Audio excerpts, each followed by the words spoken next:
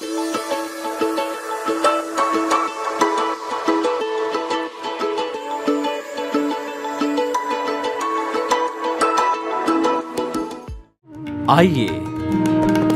सुनिए, देखिए, समझिए सनातन सत्य। जैसी दृष्टि वैसी सृष्टि, दृष्टि विज्ञान। कुदरत, कुदरती रचना एवं कुदरत के कानून से शाश्वत सुख की प्राप्ति। जोधपुर के परम पूज्य महात्मा उपासक प्रोफेसर डॉक्टर सोहन राज तातेड़ के निर्देशन में सनातन सत्य। जैसी दृष्टि वैसी सृष्टि, दृष्टि विज्ञान।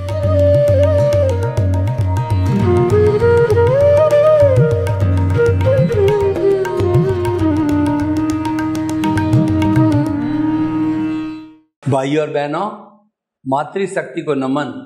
आज का हमारा अति सुंदर विषय है, सम्यक तप की साधना कैसे करें। देखिए, साधना से हमारे को शाश्वत सुख की धीरे धीरे प्राप्ति होती है। शाश्वत सुख का लक्ष्य बन जावे, शाश्वत सुख की नींव लग जावे, उसके बाद साधना उपयोगी होती है। कोई भी कार्य करना हो, चाहे सांसारिक कार्य करना हो, चाहे आध्यात्मिक कार्य करना हो, उसकी साधना करना जरूरी है। साधना को हम कहते हैं अनुभव अर्जित किया जाना चाहिए।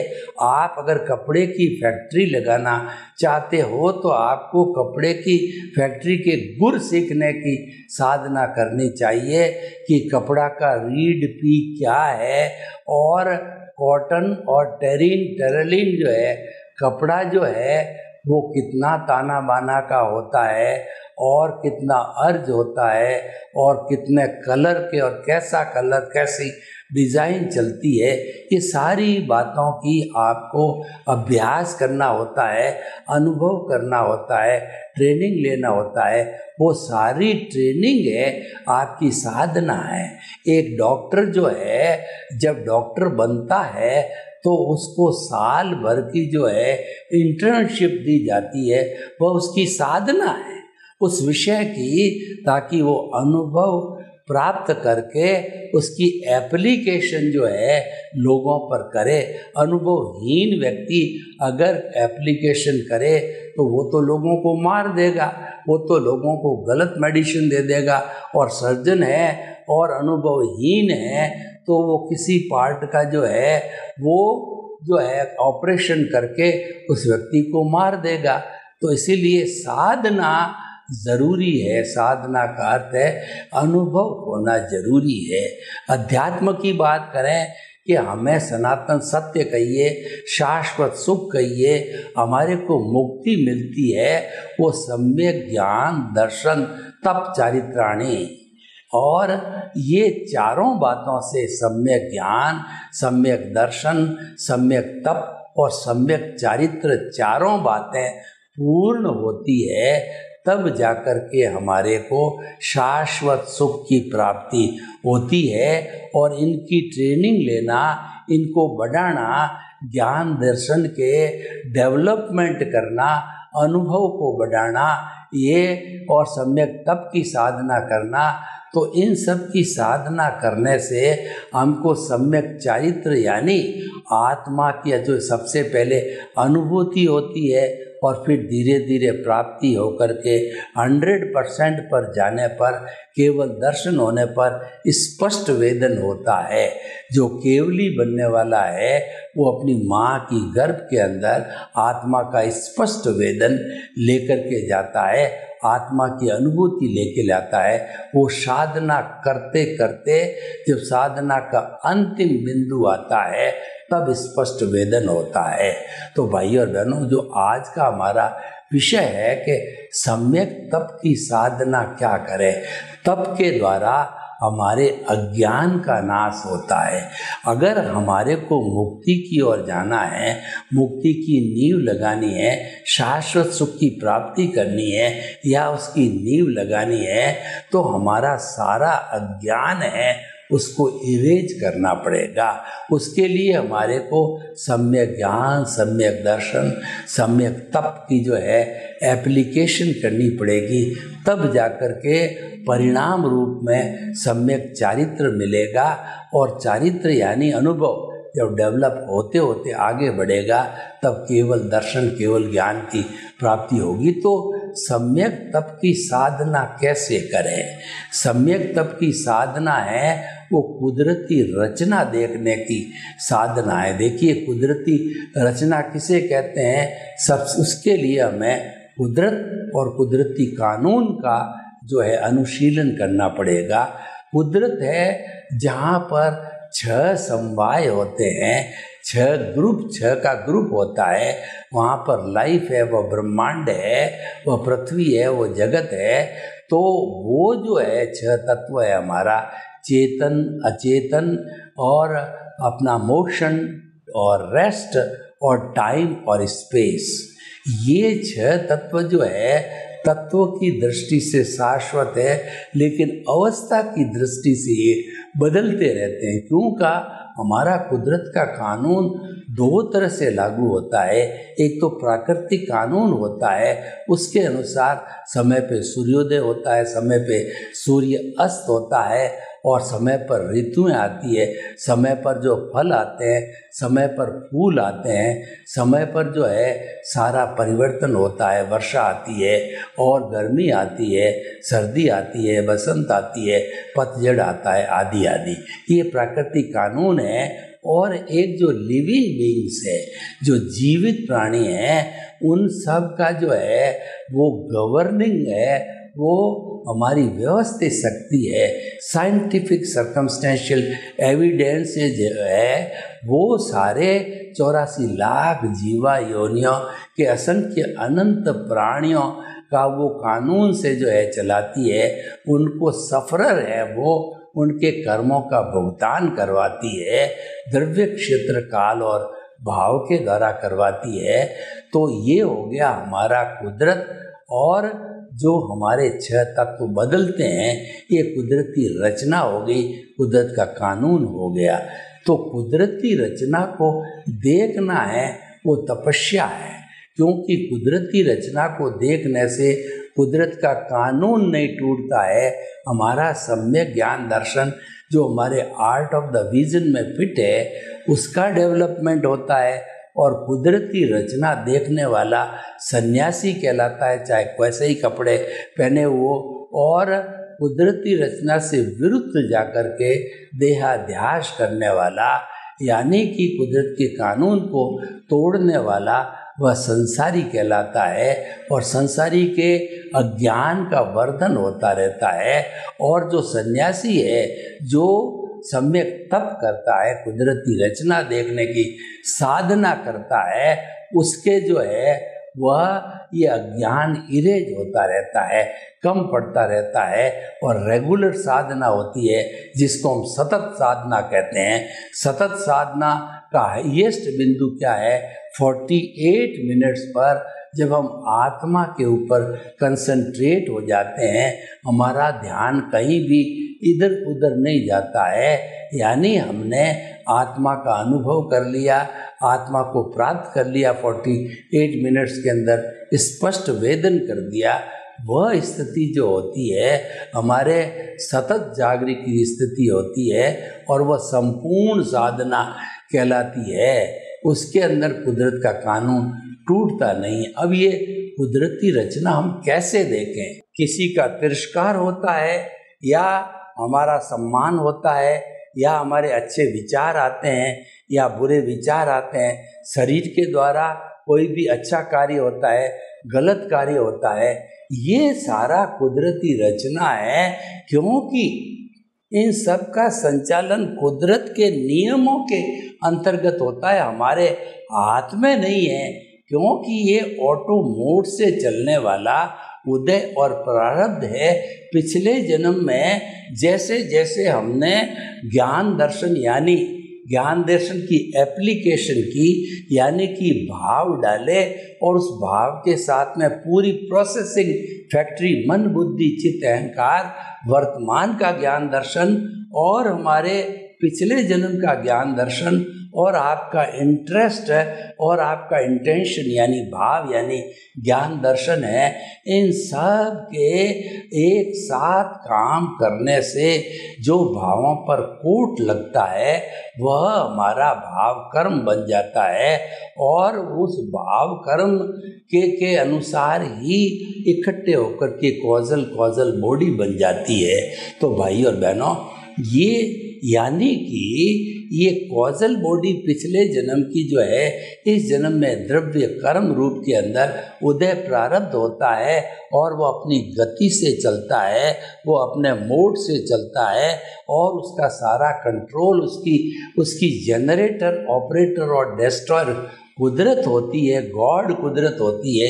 ये कराने वाला गॉड है, GOD है, तो उसके ऊपर हमारा नियंत्रण नहीं होता है और हम परबस होते हैं उसको करने के अंदर, तो वो कुदरती रचना कहलाती है। उसको मात्र हम देख सकते हैं और क्या करें, उसके साथ में जुड़ेंगे तो ये राग द्वेष वाली है। हमारा राग द्वेष जो है और ज़्यादा बढ़ जाएगा और हम उसके साथ नहीं जुड़ते हैं तो हमारा राग द्वेष बढ़ता नहीं है और राग द्वेष नहीं बढ़ता है, इसका मतलब अज्ञान इरेज होता है, इसका मतलब सम्यक ज्ञान दर्शन का डेवलपमेंट होता है। इसका अर्थ ये होता है हम प्रोग्रेस कर रहे हैं, हम शाश्वत सुख की ओर बढ़ रहे हैं। जो ज्ञान दर्शन का डेवलपमेंट है उसकी परसेंटेज है, वही हमारा प्रमोशन है, वही हमारी तरक्की है।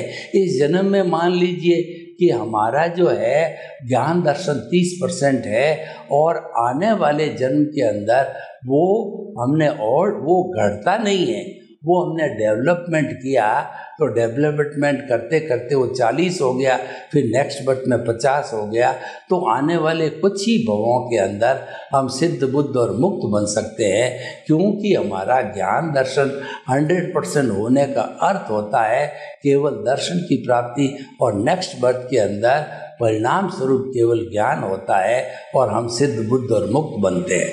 तो भाई और बहनों, कुदरती रचना देखना सम्यक तप है।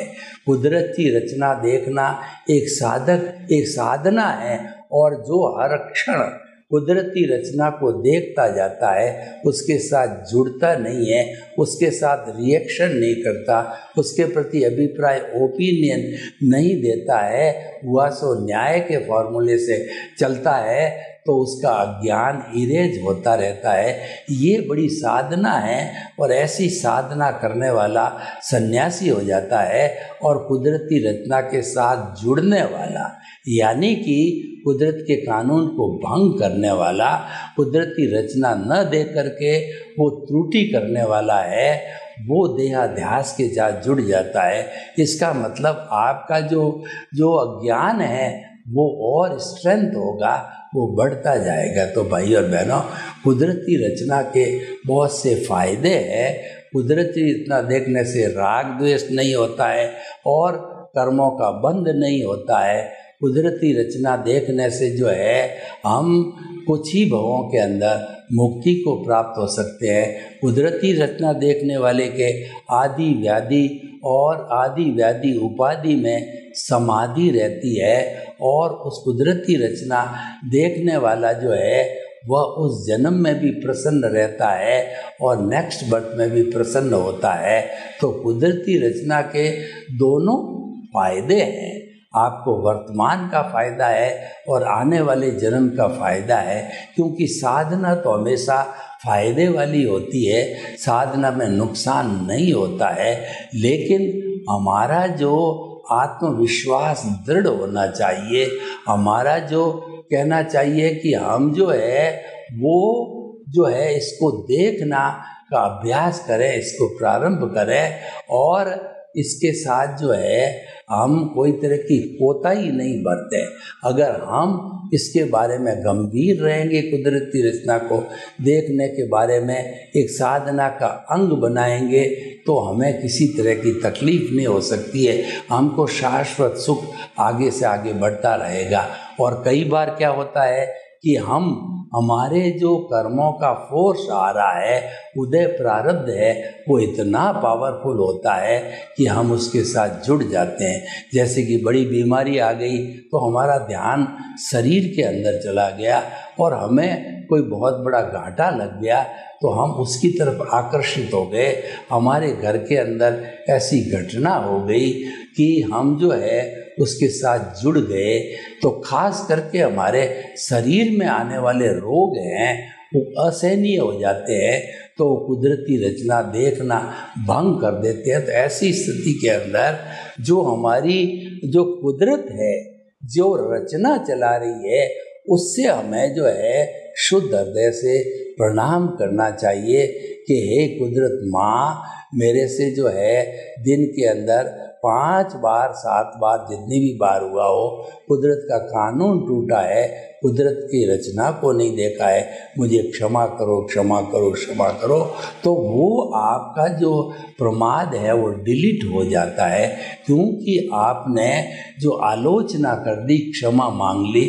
और हम क्षमा इस रूप में भी मान सकते हैं कि हमने किसी व्यक्ति को जो है कष्ट दिया, तो वो कष्ट देने से भी जो है कुदरती रचना डिस्टर्ब हो गई, तो हमें उस व्यक्ति की स्वयं से जाके या व्यक्ति की नहीं स्वयं से संपर्क हो रहा है तो उसकी आत्मा की साक्षी से हमें उसे क्षमा याचना करनी चाहिए। मुझे क्षमा करो, मैंने आपको कष्ट दिया है। इसी तरह से प्रत्यक्ष अप्रत्यक्ष रूप से इस जन्म के अंदर जितने जितने लोगों से हमारा जो है वो दोष हुआ है, वो हमारा प्रमाद हुआ है, हमें क्षमा करो क्षमा करो।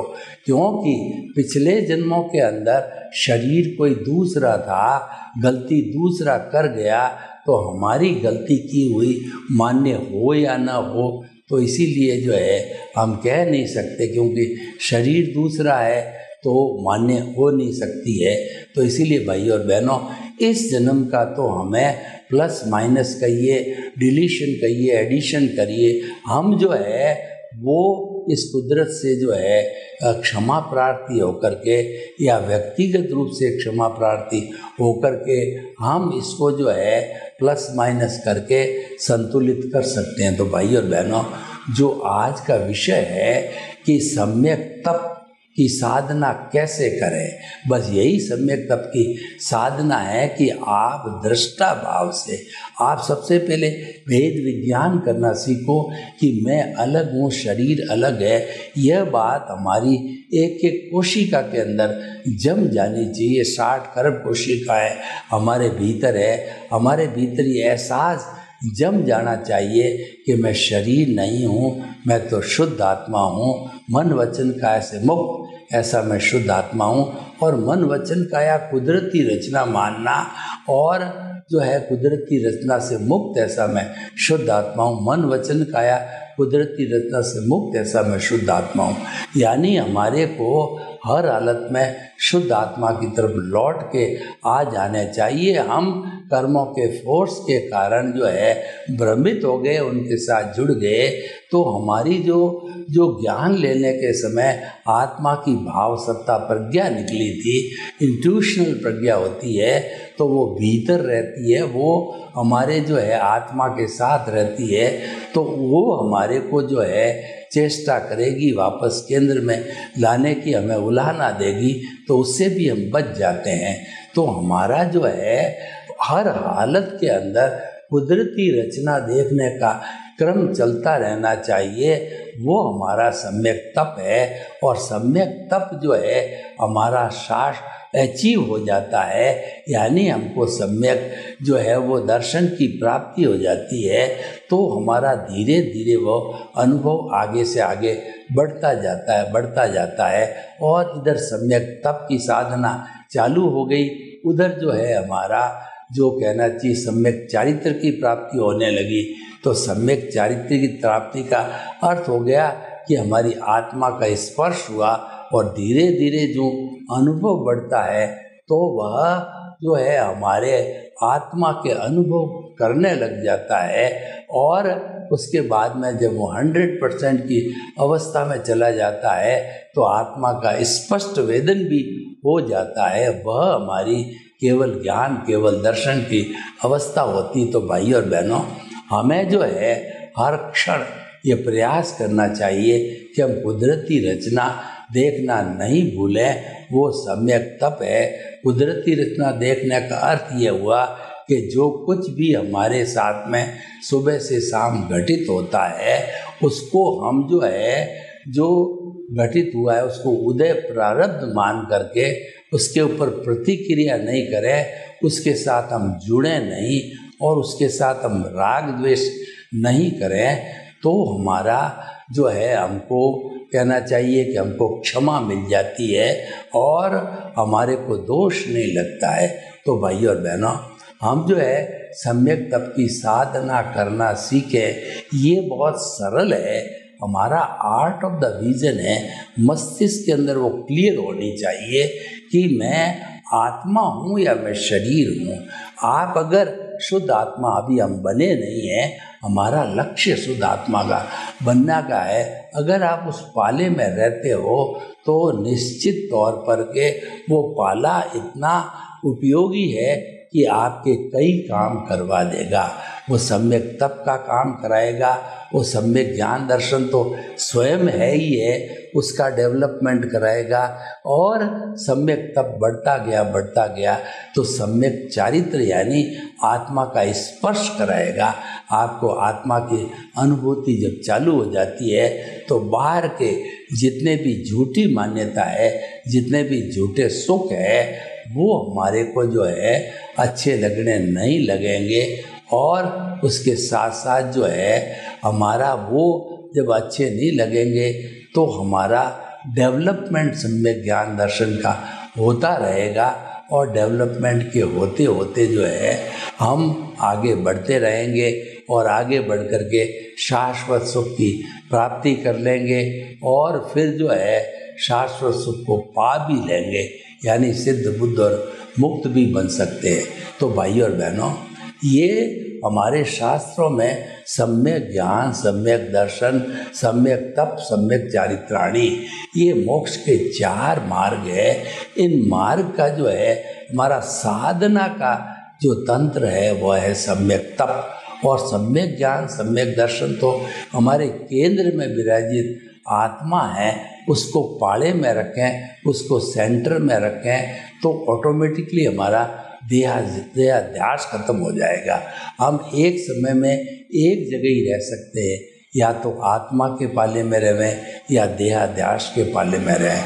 तो ये हमारा अभ्यास अपना अपना होता है।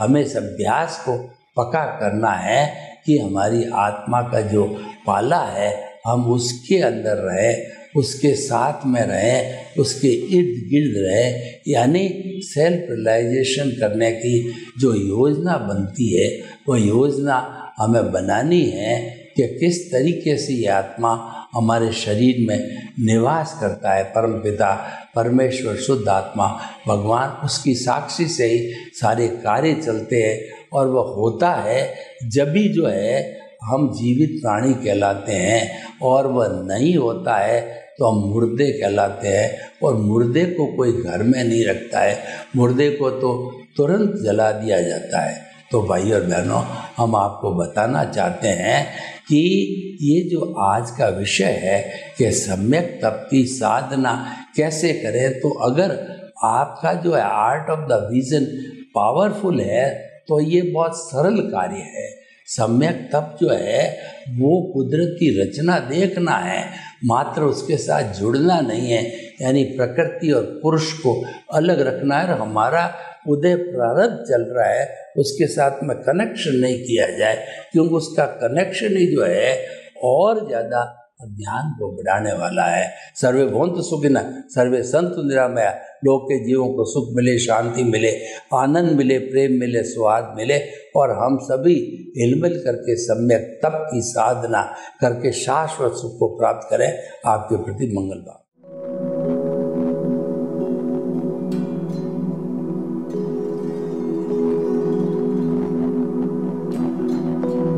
एक ऐसा अंतर्राष्ट्रीय ख्याति प्राप्त मानव जो गुरु प्रेरणा से पिछले 20 वर्षों से वानप्रस्थ जीवन जीते हुए 24 घंटे मानवता की सेवा में संलग्न है। एक ऐसा मानव जो अभी राष्ट्रीय, अंतर्राष्ट्रीय टीवी चैनलों पर 7,500 एपिसोड के माध्यम से सनातन सत्य, आत्मविज्ञान एवं पुनरुत्थान, व्यवहार एवं निश्चय जगत के जीवनोपयोगी विषयों पर हृदय स्पर्शी प्रवचन कर चुका है। उस मानव का नाम है महात्मा उपासक प्रोफेसर डॉक्टर सोहन राज तातेड़। प्रोफेसर तातेड़ द्वारा योग, दर्शन, शिक्षा विषयों पर रचित पीएचडी स्तर के 250 शोध ग्रंथ भारत के 100 प्रतिष्ठित विश्वविद्यालयों में शोधार्थी पढ़ रहे हैं तथा वे सभी शोध ग्रंथ वहां की सेंट्रल लाइब्रेरियों में उपलब्ध हैं। महात्मा सोहन राज ने अभी तक हजारों स्कूलों, कॉलेजों, विश्वविद्यालयों एवं संस्थाओं में सेमिनार, वर्कशॉप, कैंप लगाकर लाखों विद्यार्थियों को योग, दर्शन, शिक्षा का प्रशिक्षण देकर उन्हें सुसंस्कारित किया। डॉक्टर तातेड़ ने भारतीय संस्कृति उत्थान के 4000 से अधिक समसामयिक विषयों पर आर्टिकल लिखकर ऑनलाइन जर्नल, पत्रिकाओं, वेबसाइट्स पर प्रकाशित किया, जिसका उपयोग लाखों पाठक कर रहे हैं। उपासक तातेड़ के 5000 से अधिक आज का सुविचार, आज का शुभ संदेश, आज का मंगल भावना योग आदि चिंतन websites, Twitter, blogger, Facebook, YouTube माध्यमों से लाखों लोग अपना जीवन निर्माण कर रहे हैं। मानवता के मसीहा ऐसे महामानव महात्मा सोहन राज तातेड़ के प्रोफाइल को अभी तक विश्व के 20 लाख दर्शक यूट्यूब पर, 12 लाख गूगल पर एवं लाखों दर्शक फेसबुक, ब्लॉगर, ट्विटर और इंस्टाग्राम पर देख चुके हैं।